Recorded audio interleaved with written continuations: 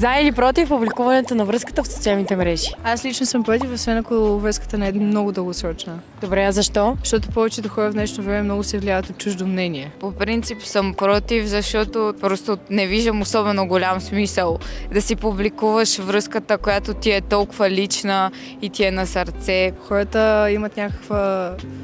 да са много обсебени с това да качат всичко в социалните мрежи в опит да изглеждат по-готини, да, и по-щастливи, докато в реалност не са такива. Когато някакси хората не знаят за твоята връзка, двамата се чувствате, все едно сте само двамата и никой не ви гледа.